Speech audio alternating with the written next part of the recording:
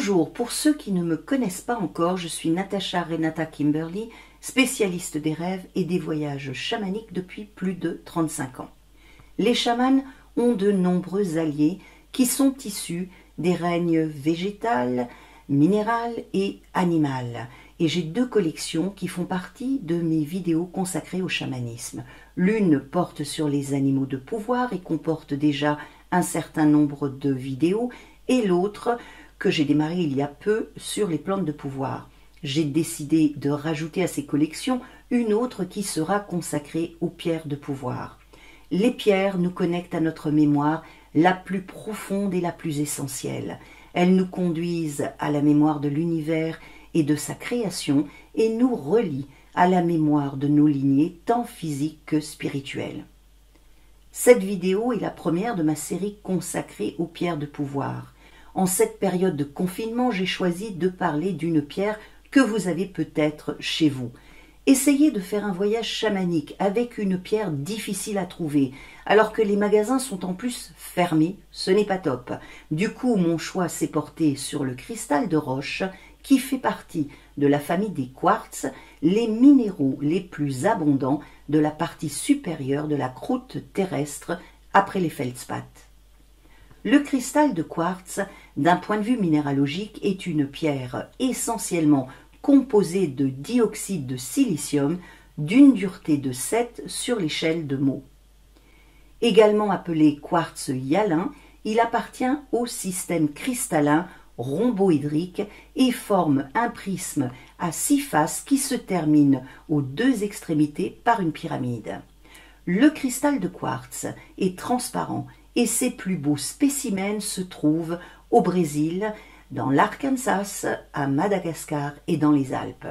Cette pierre est connue depuis fort longtemps. Dans l'Antiquité grecque, vers 1500 ans avant notre ère, elle était sculptée et servait à la création d'objets de décoration. Les Romains, quant à eux, l'utilisaient pour fabriquer des bijoux tels que des bracelets et des colliers. Au cours des millénaires, le cristal de roche a été employé dans la fabrication de nombreux artefacts, comme par exemple le reliquaire de l'empereur germanique Henri II, né en 972 et mort en 1024. En lithothérapie, le cristal de roche qui se programme et se charge très facilement est connu comme étant récepteur, émetteur et amplificateur, car il peut emmagasiner de l'énergie, la transformer et la transmettre. C'est une pierre miroir, un intermédiaire entre le monde physique et les mondes invisibles, qui agit sur le chakra du 3e œil et favorise la méditation, la clairvoyance, la clarté, la concentration, l'imagination et l'intuition. La meilleure façon de voyager avec le cristal de roche est encore de le prendre dans vos mains ou bien de le poser sur votre 3e œil si vous êtes allongé pendant vos voyages chamaniques. Solliciter le cristal de roche dans votre vie et voyager avec lui vous permettra de vous relier à la mémoire de l'univers, d'amener la concentration et la clarté dans votre mental, d'obtenir la vision épurée de votre mission de vie et de vous recharger énergétiquement. Si vous souhaitez introduire les notions de pureté et de perfection dans votre vie et développer votre intuition et vos perceptions, le cristal de roche est la pierre qu'il vous faut et que vous pouvez solliciter car c'est elle qui va activer et amplifier vos potentialités.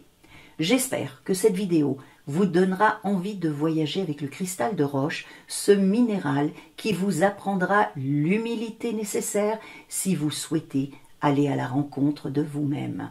Si c'est le cas, n'hésitez pas à aimer ce contenu et à vous abonner à la chaîne et cliquer sur la cloche pour être prévenu de la sortie des prochaines vidéos.